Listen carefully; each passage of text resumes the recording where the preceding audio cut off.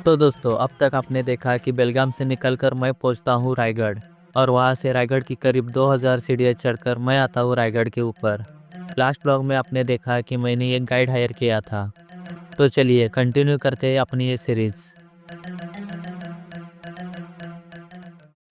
आणि त्या बाजूने या गडावरती यायचं म्हटलं की 2360 पायऱ्या. पालख्या म्हणजे महाराजांच्या पायी पालख्या किल्ल्यावर चढून यायच्या पालखी.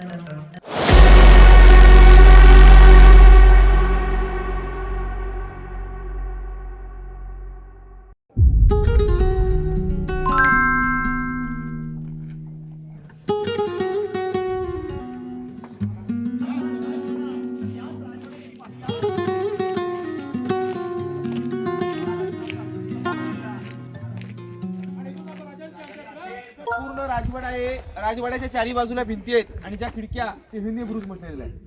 आतमध्ये 4 चौथरे आहेत. छत्रपती शिवाजी महाराजांचं राहण्याचं ठिकाण तिथे होतं. दुसरा चौथरा महाराजांचा किचन रूम, स्वयंपाकघर, इथे जेवण स्वयंपाक बनवला जायचा त्यावेळेमध्ये महाराजांचा आणि राजांच्या राण्यांचा. त्याला इतिहासात मुतपाकखाना म्हटलेला आहे. 3 नंबरचा चौथरा याला सचिवालय म्हणजे दफ्तरखाना. अष्टप्रधान, 8 मिनिस्टर, महाराजांचे 8 मंत्री, त्यांचे रेसिडेन्स खालच्या बाजूला होते. दादा आपण मालिका सिरियल पाहतो टीव्ही मध्ये, अष्टप्रधान मंत्रिमंडळ असतं बघा, चौरस सारखा टेबल वरती फडका आणि त्याच्यानंतर त्यांना लिखाणकाम कागदोपत्री यावर हे सगळं इथून मिळालं. याला सचिवालय दफ्तरखाना म्हटलेलं. त्याच्या पलीकडे एक चौथरा आहे, त्याला दिवाणे आम, दिवाणे खास. भीतीच्या पलीकडे दरबार, आम प्रजा तिकडे बसायची, खास लोक इकडे बसायची, याला दिवाणे खास म्हटलेलं. दिवाणी खास, सचिवालय, किचन रूम, राजांना राहण्याची जागा. चारी बाजूच्या भिंती, त्या भिंतीने खिडक्या आहेत. त्या टेहुनी बुरुज. ज्यावेळी गडावरती महाराजांचा मुक्काम असेल, वस्ती असेल, त्यावेळी या गडावरती या राजवाड्यातून या खिडक्यांमधून पहारेकरी गडाला पाहायचे. टेहुनी बुरुज. आता आपण इकडे जाऊया तलाव खालचा पाहूया.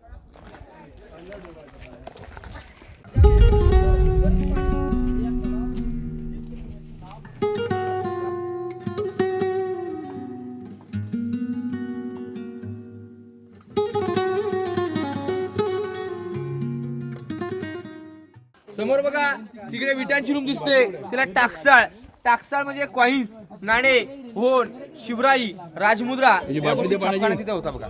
मुद्रा टाकसाळ रूम. समोर 2 स्तंभ पाहताय, तो स्तंभ विजयी स्तंभ, दगडाचं कोरीव बांधकाम. आतमध्ये छोट्या छोट्या देवळ्या आणि समोर बसण्यासाठी बाल्कन्या. महाराजांच्या राण्या थंड हवेशीर बसायला तिथे यायच्या, म्हणून त्याला मनोरे म्हटलेले आहे. या बाजूला विजय स्तंभ, 7 मजली स्तंभ उंच होता. राजे कोणता किल्ला गाव जिंकून आले की 7व्या मजल्यावरती भगवा ध्वज फडकवला जायचा. आजोबांचे किल्ले गाव यांना वाटलं जायचं राजे कोणता तरी गड जिंकून आले, म्हणून याला विजय स्तंभ म्हटलेलं आहे. हा विजय स्तंभ आहे, त्याच्या बाजूला मनोरे आहे आणि या बाजूला सज्जा म्हणजे बाल्कनी आहे. थंड हवेशीर बहारास तिथे बसले यायचे बघा. ही आहे तो खुर्ची खोली आहे बघा. 11 पायऱ्या उतरल्याच्या नंतर अंडरग्राऊंड जमिनीत एक रूम आहे, खलबत खाना असं या रूमला नाव आहे. म्हणजे स्वराज्याची गुप्त चर्चा, गुप्त मिटिंगा इथे आतमध्ये व्हायच्या. त्याला खलबत खाना असं. समोर तिकडे 2 इलेक्ट्रिकचे पोल दिसतात का दादा, तो कडा हिरकणीचा बुरुज आहे बघा. हिरकणीचा बुरुज. या रायगडावरून एक हिरकणी माता आपल्या बाळासाठी खाली उतरून गेली होती, हिरा गवळण. दूध घेऊन विकायला गडावरती आली.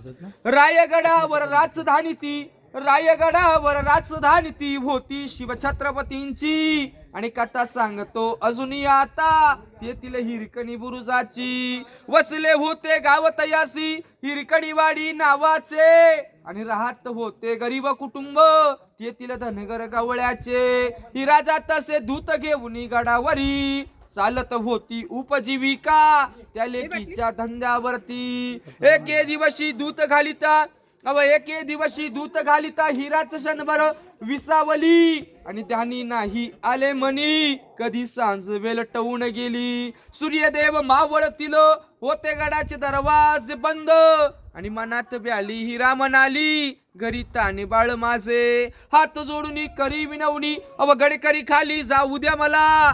आणि गडकरी म्हणतात नाही या दुनिया शिवरायांची आम्हाला. बाळाचे झाले 8वे रूप माय माऊली ती वेडी पिसी आणि कडा उतरुणी धावत जाऊनी ती बाळाला ती घेई कुशी. आतून ये धाडस पाहुणी महाराज स्तंभित झाले आणि हिरास साडी चोळी देऊनी प्रेमी सन्मानित केले. कड्यावरती तो बुरुज बांधिला साक्ष आईच्या प्रेमाचा आणि कथा अजूनही ऐकू येते तेथील हिरकणी बुरुजाची. आणि कथा अजूनही ऐकू येते तेथील हिरकणी बुरुजाची.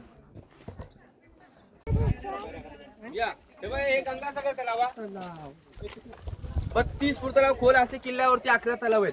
7 नद्यांचं पाणी याच्यामध्ये ओतलं गेलेलं आहे. गंगा, यमुना, नर्मदा यांच्या आल्या साऱ्या बहिणी. आणले 7 समुद्रांचे पाणी. जलिये झाले तीर्थांची घरं. नाव त्या दिले गंगासागर. आणि समोर तिकडे भगवा ध्वजाला टोक दिसतोय का? टकमक टोक पॉइंट. चोरी, लबाडी, गुन्हेगारी, फितुरी, गद्दारी करेल.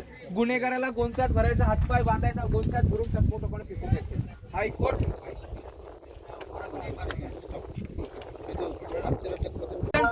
राजदरबार आहे.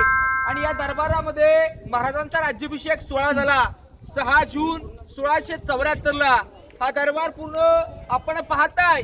पूर्वी याच्यावरती सागाची लाकडं, मातीची कवळं, रेशीम पडदे आणि आतमध्ये जागी माशीला लावलं होतं. पूर्वीचं काय असेल वैभव कल्पना करायची. नगारखाना गेट 52 फूट उंचीचा आहे. वरती नगारे, सनई, चौघडे, तुतारे, धुंबे वाजवले जायचे पूर्वी महाराजांच्या काळात. एकदा की इथे नगारे वाजले की रायगडाचा मुख्य द्वार महादरवाजा सायंकाळी 5:30 ला बंद केला जायचा. सकाळी नगारे वाजले की दरवाजा उघडला जायचा. नगारखाना आणि मेघडंबरी 250 फुटाचं अंतर आहे. या चारही कोपऱ्यातून आजही जरी टिचकी वाजवली की त्या टिचकीचा आवाज महाराजांना मेघडंबरी पडला. तिथून राजे काही बोलले तर इथे आवाज येतात. इथून कोणता मावळा काही बोलला तो आवाज आपल्या महाराजांना तिथे जायचा. आज आपल्याला आवाज प्रात्यक्षिक करता येत नाही का? ते एवढे शिवभक्त शांत थांबत नाही. ते तुम्हाला एक प्रॅक्टिकली दाखवतो बघा.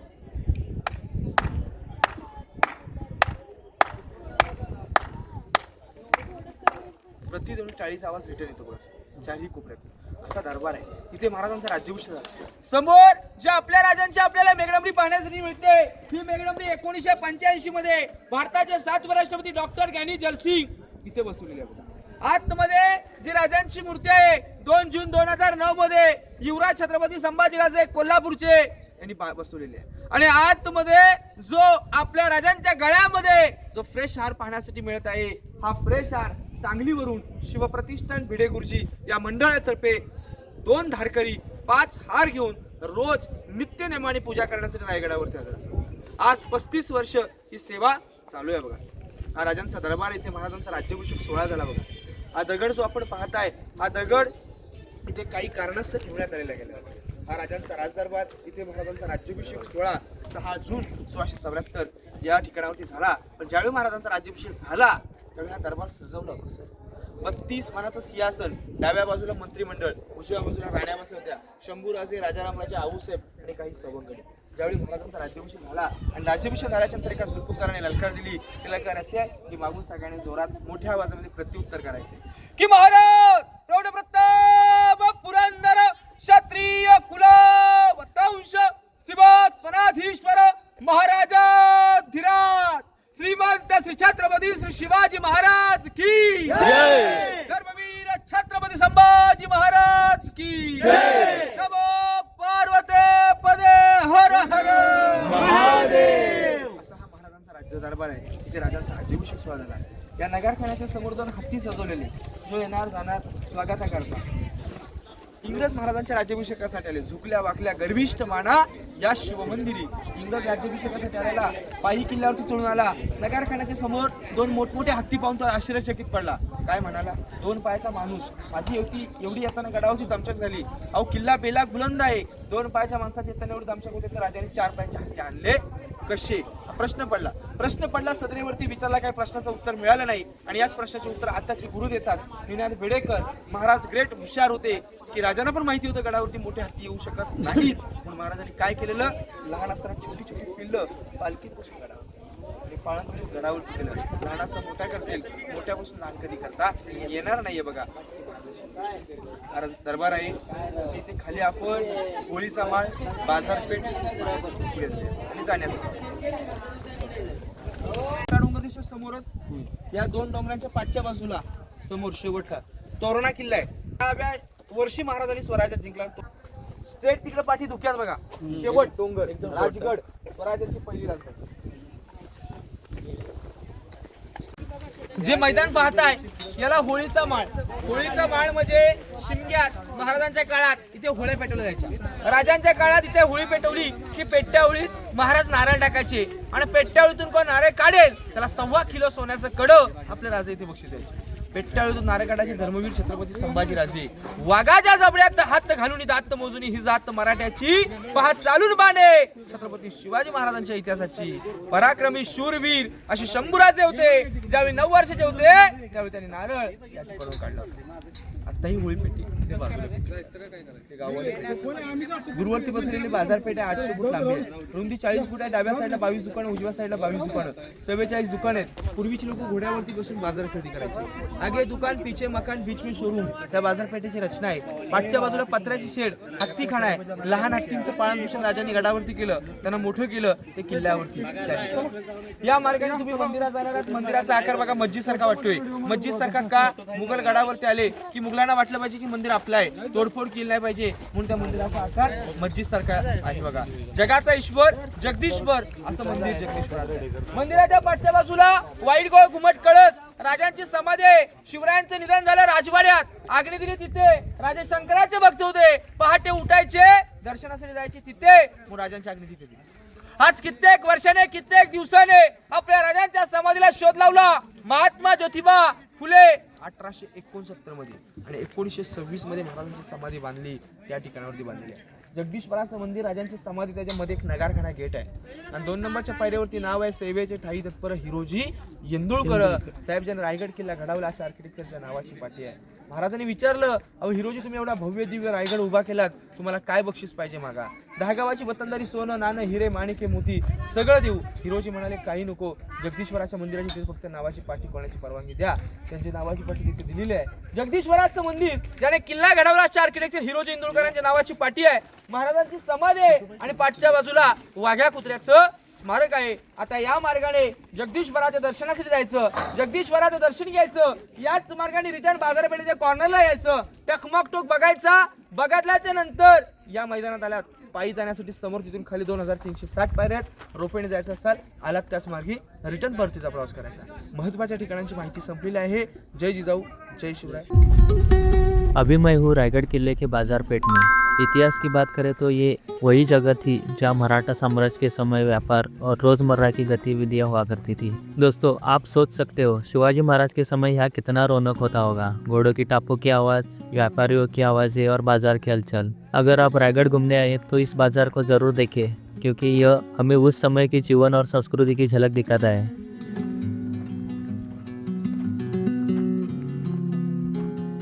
आप देख सकते हैं यहाँ दोनों तरफ पत्थरों से बनी पुरानी दुकानें की कतारें हैं। यह बाजार कभी सैनिकों, व्यापारियों और यात्रियों से भरा रहता था, लेकिन इन दीवारों में उस दौर की गूंज अभी भी महसूस होती है।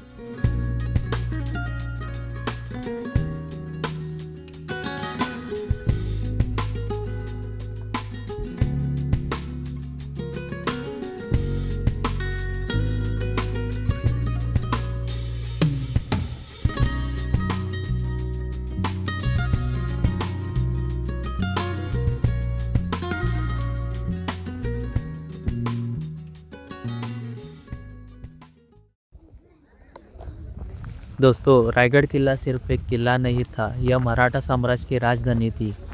यहाँ राजा, रानियाँ, मंत्री और सैनिकों के रहने के लिए कई छोटे छोटे राजवाड़े बने हुए थे।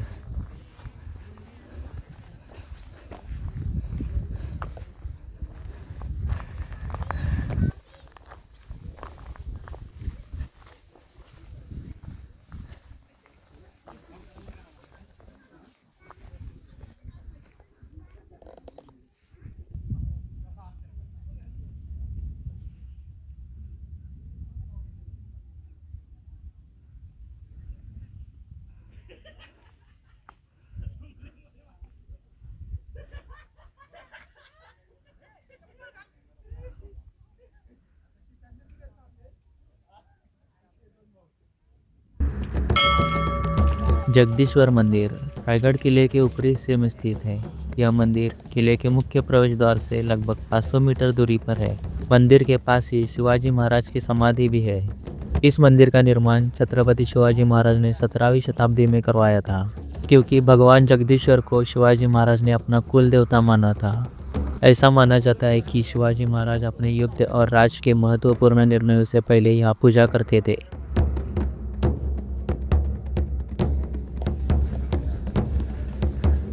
ये देख सकते हो मंदिर के सामने एक बड़ी नंदी की मूर्ति है।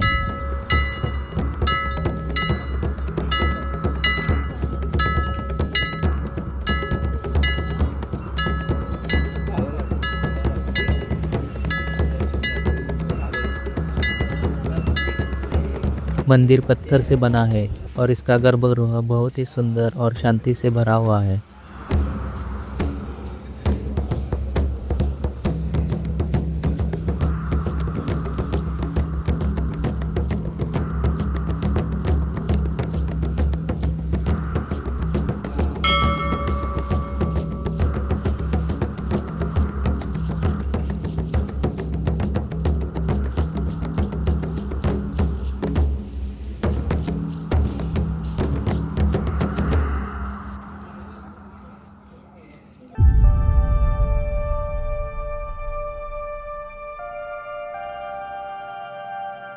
छत्रपति शिवाजी महाराज की समाधि रायगढ़ किले के मुख्य परिसर में स्थित है। यह जगदीश्वर मंदिर के पास और किले के बीचों बीच बनाई गई है। समाधि के पास ही शिवाजी महाराज के विश्वास पात्र कुत्ते वाघ्या की समाधि भी है।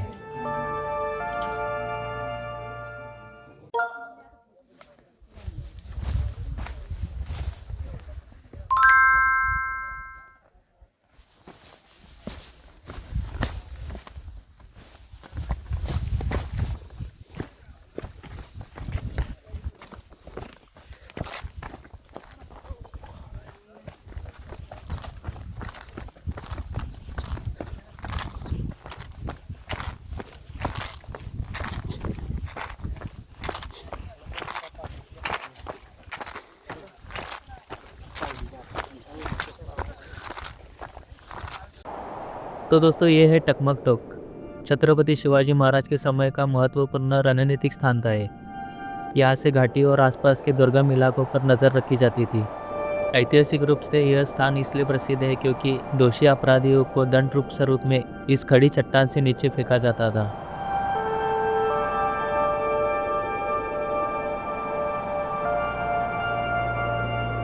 टकमक टोक रायगढ़ किले के पश्चिमी छोर पर स्थित है। यह किले के मुख्य परिसर से लगभग 1 किलोमीटर दूर है। यहाँ तक पहुँचने के लिए आपको किले के अंदर बने रास्ते से पैदल चलना पड़ता है। टकमक टोक छत्रपति शिवाजी महाराज के समय का एक महत्वपूर्ण रणनीतिक स्थान था। यहाँ से घाटी और आसपास के दुर्गम इलाकों पर नज़र रखी जाती थी। बारिश के मौसम में यहाँ झरने और बादलों से ढके घाटियों का दृश्य बेहद मनमोहक लगता है।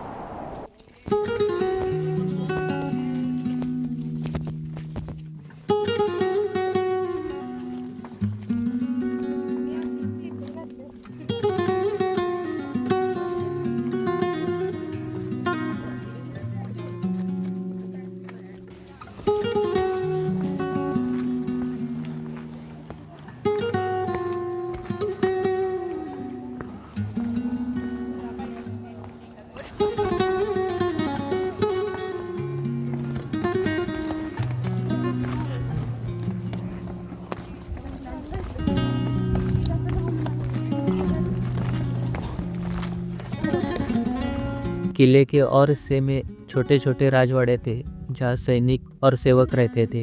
ये वाड़े साधारण थे लेकिन किले की सुरक्षा और रोजमर्रा की जरूरतों के लिए बेहद महत्वपूर्ण थे।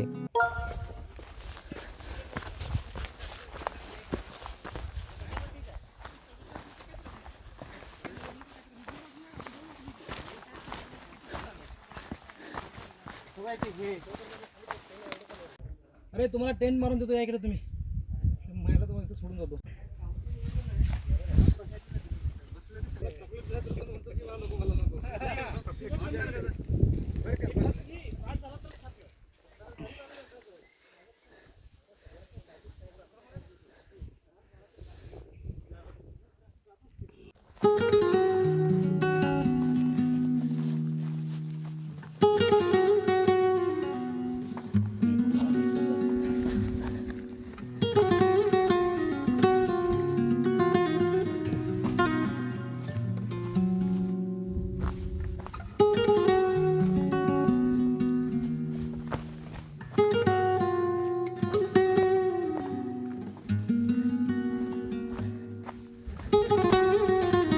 तो दोस्तों आज का एक ब्लॉग इस सीरीज़ का लास्ट ब्लॉग था। अगर ये सीरीज़ आपको अच्छी लगी हो तो चैनल को सब्सक्राइब कर देना और कमेंट में ज़रूर बताना। मिलते हैं फिर से एक ऐसी ही जर्नी में।